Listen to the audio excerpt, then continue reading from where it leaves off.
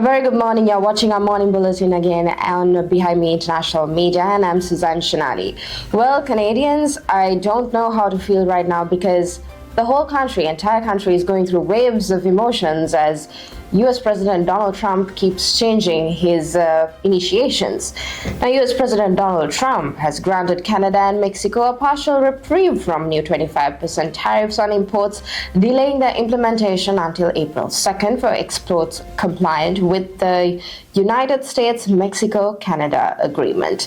The executive order signed Thursday offers temporary relief to a large portion of Canadian exports and reduces tariffs on potash, a key fertilizer ingredient, from 25% to 10%. Canadian Finance Minister Dominic LeBlanc welcomed the pause, confirming Canada will hold off a second wave of retaliatory tariffs on $125 billion worth of U.S. goods until the 2nd of April, but will maintain existing tariffs on $30 billion of U.S. products.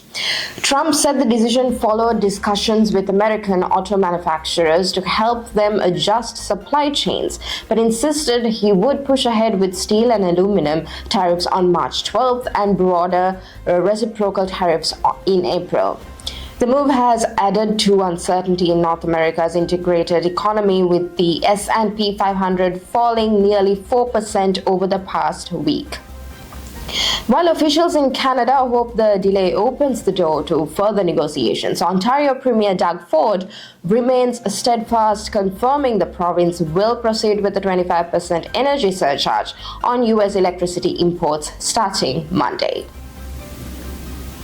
And as I said earlier, Ontario is pushing back against U.S. tariffs as the province moves forward with the 25% tax on electricity exports to Minnesota, Michigan, and New York. Premier Doug Ford confirmed the surcharge will be officially announced on Monday and could take effect as early as Tuesday, despite a temporary tariff reprieve from the U.S. until the 2nd of April.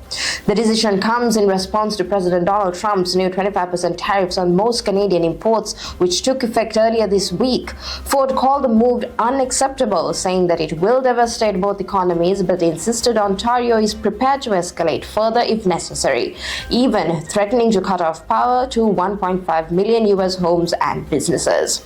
While that extreme measure has not been confirmed, Ford says that the energy tax alone is already making an impact, citing market reactions and increased media attention in both countries.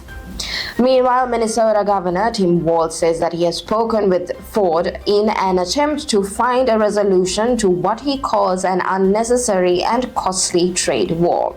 However, with no signs of backing down from either side, tensions between Canada and the U.S. continue to rise.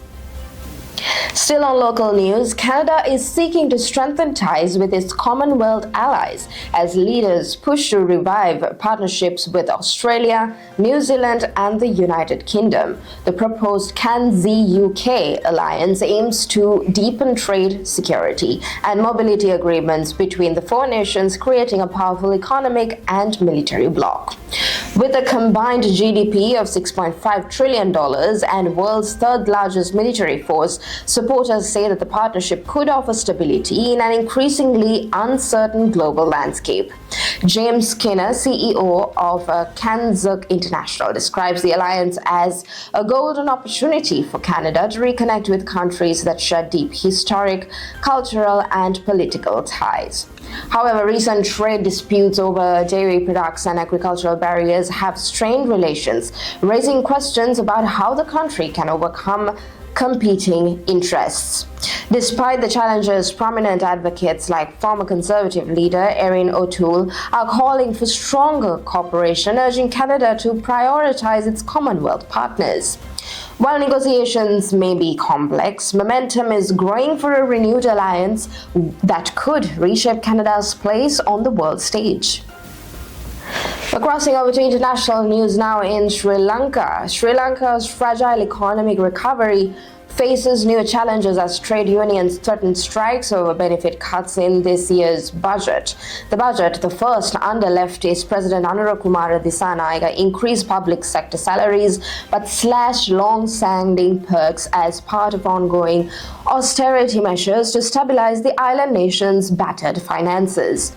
The International Monetary Fund, which granted Sri Lanka a $2.9 billion bailout in 2023 following its 2022 default on $46 billion of foreign debt, warns that strike actions could hamper the country's economic progress. The country's main doctors' union is considering a strike from Wednesday, protesting the reduction of allowances, while teacher unions are also threatening worker stoppages. IMF team leader Peter Brewer described the budget as the last big push in Sri Lanka's austerity program, urging citizens to make sacrifices to ensure long-term stability. He stressed that sticking to reforms is the best path forward, with the next year expected to bring less painful adjustment. Despite widespread hardships, the IMF praised Sri Lanka's progress, noting low inflation, improved revenue collection, and growing foreign reserves. Last week, the IMF released a $334 million loan tranche, commending the government for meeting its reforms targets.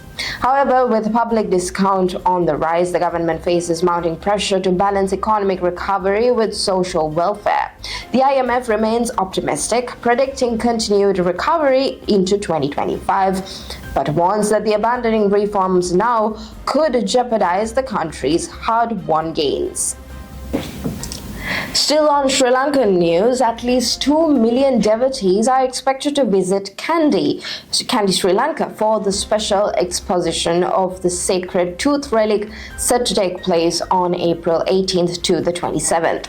The rare religious event will allow worshippers to view the revered relic, but authorities estimated that only about 600,000 people will be able to enter the temple of the Sacred Tooth Relic during the 10-day period, with 3 devotees permitted every second. Central Province Governor Sarath Abekhorn emphasized the importance of maximizing public access to the relic, announcing that schools in Kandy will be closed during the exposition to ease crowd management. Preparations are underway to improve infrastructure, lighting, and public facilities to accommodate the influx of visitors. The Kandy Municipal Council has also introduced a registration process for those providing free food known as dansal to ensure proper safety and hygiene standards. With millions set to participate, the event is expected to be one of the largest religious gatherings in the region. And finally, here's a weather update for the 7th of March 2025 in Mississauga. Now, as we head into the weekend, winter's grip remains firm on the Greater Toronto area. While there won't be any rain, strong winds and cold temperatures will make for a brisk and chilly day. Let's take a closer look at what's in store. Well, temperature on Friday will range from a low of -4 degrees Celsius to a high of just 1 degree Celsius. However, with powerful winds reaching speeds of up to 53 kilometers per hour, the wind chill will make it feel significantly colder. The lowest feels like temperature is expected to drop to -13 degrees Celsius, so be sure to bundle up if you're heading outdoors. Skies will be partly cloudy throughout the day with occasional breaks of sunshine. While we won't see any precipitation, the strong winds could lead to blowing debris and reduce visibility at times, so caution is advised for both pedestrians and drivers. Winter isn't quite ready to let go just yet, and with those high winds making it feel much colder, it's a day to layer up and stay warm. That's your forecast for now. Stay safe and stay tuned for more updates. Thank you for watching our morning bulletin. Have a great day.